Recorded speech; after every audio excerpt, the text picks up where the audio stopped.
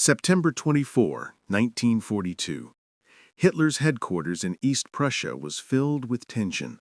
Around the massive oak table sat Germany's highest-ranking officers, their uniforms immaculate, their faces expressionless. At the head of the table was Adolf Hitler, and before him stood General Franz Halder, chief of the German General Staff, about to give a briefing that would end his career. Halder had held this position since 1938, overseeing Germany's lightning victories in Poland, France, and the Low Countries. He had helped design the campaigns that made Germany the master of continental Europe. But in the fall of 1942, he was about to commit an unforgivable act in Nazi Germany. He was going to tell Hitler the truth. The topic was Stalingrad. For 2 months, the Sixth Army, under General Friedrich Paulus, had fought through the Soviet industrial city on the Volga, block by block and building by building. Progress was painfully slow, and the casualties were devastating. Halder had done the math. He began his report with cold facts. Over 80,000 casualties since August, Soviet reinforcements crossing the Volga nightly, and German supply lines stretched thin across hundreds of kilometers of partisan-infested steppe.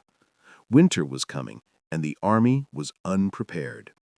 Then Halder said the words that sealed his fate. "My Führer, we cannot take Stalingrad with the forces available. The cost in men and material will outweigh any strategic gain. I recommend we consolidate, prepare winter defenses, and resume operations in the spring once we're resupplied and reinforced." The room fell silent. Everyone present knew what had just happened. Halder had contradicted Hitler. He had implied retreat, doubt, and criticism of the Führer's strategy. These were dangerous words. Hitler's face turned red. When he finally spoke, his voice was quiet, which was always worse than when he screamed. "You recommend withdrawal," Hitler said. "You, who oversaw every retreat, every hesitation in this campaign? You, who have counseled caution while I delivered victory after victory?" Halder stood firm. This was the defining moment of his career.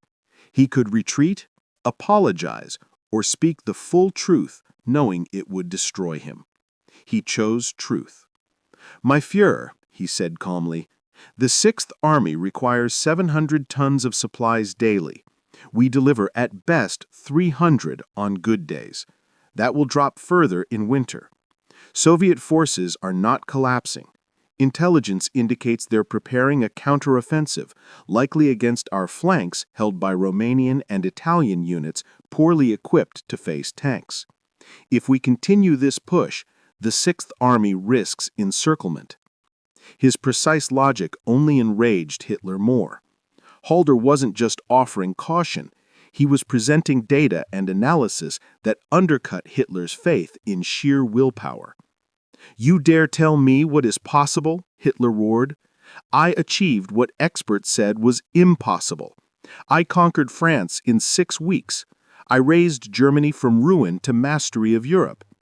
Halder tried to respond. "My Führer, I don't question your achievements, but mathematically—" "Mathematics!" Hitler exploded. "You talk of logistics and calculations. Wars are won by will. The Bolsheviks are collapsing. Stalingrad is the key.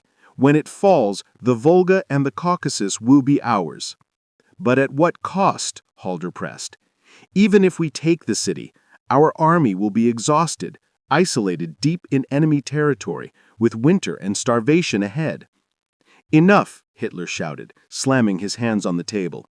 "I am surrounded by defeatists, by men who see obstacles, not victory.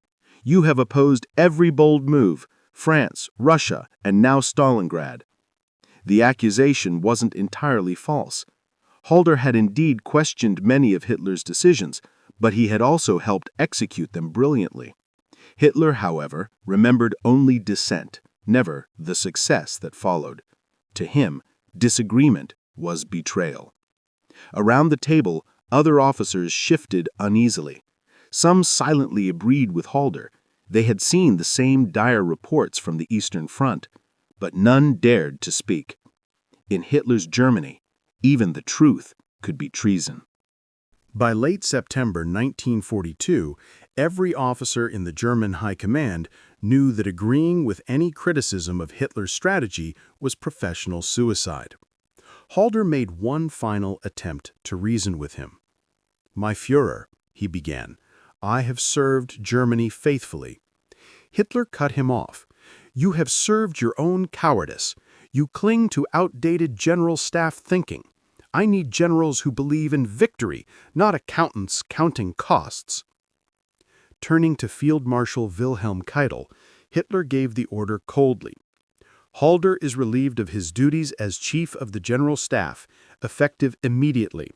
He will be replaced by General Kurt Zeitzler, a younger officer with frontline experience and the aggressive spirit this position demands." In silence, Halder removed the insignia from his collar and placed them on the table. He had known this would happen the moment he chose to speak honestly. He saluted formally, turned, and left the room. His military career was over. He spent the rest of the war in forced retirement and was later arrested after the failed July 1944 plot to assassinate Hitler, though he had not been directly involved.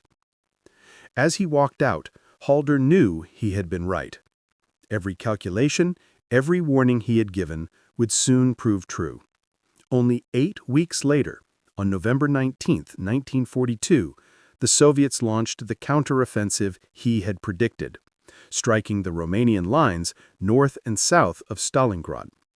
Their weak defenses and lack of anti-tank weapons collapsed in hours.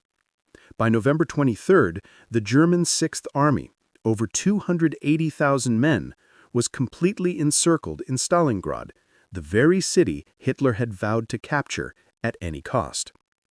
The supply catastrophe Halder had warned about unfolded exactly as he had calculated.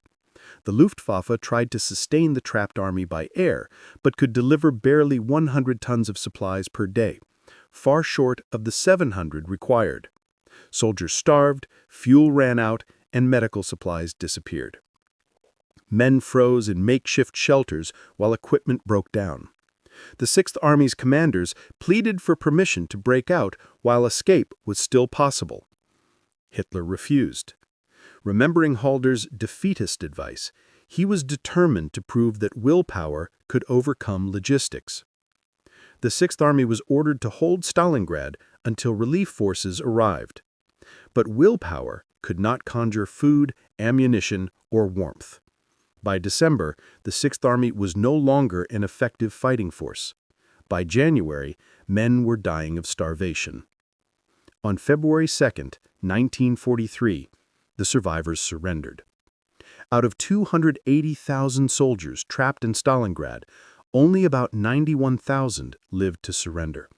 And of those, fewer than 6,000 would ever return to Germany. From his forced retirement, Halder followed events with grim vindication. In his detailed wartime diaries, which would later become vital historical records, he documented his frustration at being proven right, yet treated as wrong. He analyzed how every prediction he made had unfolded and reflected on the fatal flaw that had doomed both his career and Germany itself. The problem, Halder wrote, was that Hitler had created a system where truth was whatever he decided it to be. Facts that contradicted his beliefs were dismissed as defeatism. Officers who spoke honestly were accused of lacking fighting spirit. The military hierarchy became corrupted by the need to please Hitler rather than inform him. Halder had tried to uphold professional military standards, realism, discipline, and factual analysis, but in Nazi Germany, competence mattered less than loyalty. It was safer to be wrong and obedient than right and disobedient. General Kurt Zeitzler, who replaced Halder, initially displayed the boldness Hitler wanted.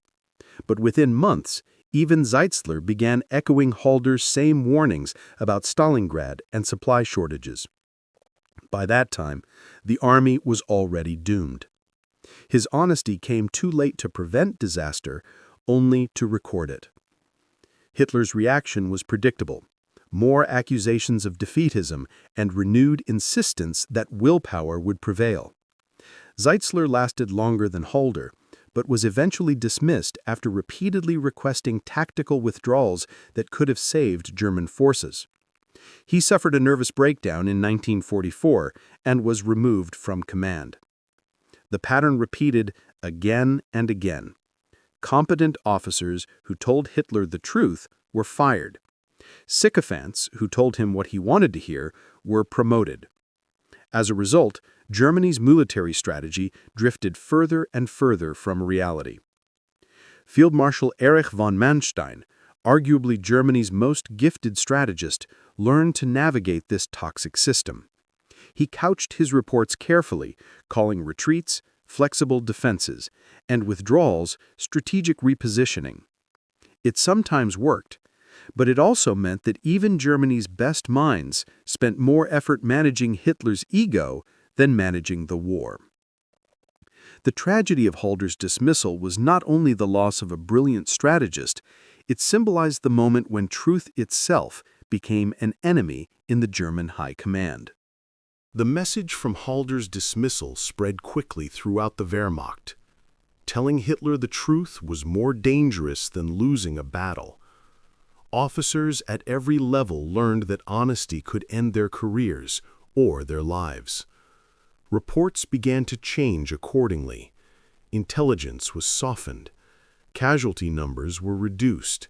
Enemy strength was minimized. Supply issues were quietly ignored. This distortion of reality climbed up the chain of command, creating a fatal illusion. Hitler's decisions were no longer based on facts, but on what his subordinates believed he wanted to hear. The result was a widening gap between reality and the reports reaching his desk. By 1943, 1944, and 1945, that gap had become catastrophic. Stalingrad became the ultimate symbol of this dysfunction. Hitler insisted the city must fall because he needed it for political and psychological reasons. Halder had warned it couldn't be taken, not without unsustainable losses and broken supply lines. For telling this truth, he was dismissed. And months later, his warning came true in the worst possible way. Even after Stalingrad's disaster, Hitler learned nothing. Instead of realizing that firing honest advisors had doomed him, he convinced himself the defeats were caused by incompetence or betrayal among his generals. His solution was to take more direct control, to trust his intuition over his staff's expertise, and to silence dissent even more aggressively. This mentality endured until the very end. In 1944, during the Allied landings in Normandy, Hitler refused to release panzer reserves, convinced the invasion was only a diversion and that the real attack would come at Calais. His generals knew better, but had long since learned not to argue. By the time Hitler accepted the truth, it was too late to counterattack effectively. By 1945, as Soviet troops closed in on Berlin, Hitler was still moving imaginary divisions on maps and issuing orders to armies that no longer existed. His staff, fully aware the war was lost, continued to obey meaningless commands, because obedience was safer than honesty. Halder survived the war. Captured by the Americans, he was later employed as a consultant for historical research, providing detailed insight into the broken relationship between Hitler and the General Staff. He documented how professional militarism had been replaced by ideological fantasy, and how Hitler's refusal to face reality had led to ruin. In his later writings, Halder reflected on his downfall with conflicted emotions. Being proven right, he wrote, was little comfort when hundreds of thousands had died needlessly. But he took solace in knowing he had maintained his integrity. He had told the truth when it was dangerous to do so. The lesson of Halder's firing reaches far beyond World War II. It is a timeless example of what happens when loyalty is valued more than competence, when criticism is treated as betrayal, and when leaders surround themselves with flatterers instead of truth-tellers. In such systems, truth becomes rare. Subordinates learn to say what superiors want to hear. Decisions are made on comforting illusions rather than harsh realities. And eventually, reality strikes back, with consequences that could have been avoided. On September 24, 1942, Hitler fired his best general for telling the truth about Stalingrad. In doing so, he guaranteed the very catastrophe Halder had warned about. By removing the one man willing to speak honestly, Hitler ensured that no one else would. The truth about Stalingrad became unspeakable, and that silence led to tragedy. Franz Halder lived until 1972, long enough to see Germany rebuilt, the Wehrmacht's reputation partly restored, and historians acknowledge that he had been right. But he also lived long enough to understand something bitter. Being right mattered less than being believed. His honesty cost him everything, but the lies that replaced it cost Germany far more. Halder's dismissal wasn't merely a personnel decision, it was a defining moment. It marked the choice between truth and delusion, between professional competence and blind ideology. Hitler chose wrong, and 280,000 men at Stalingrad paid the ultimate price.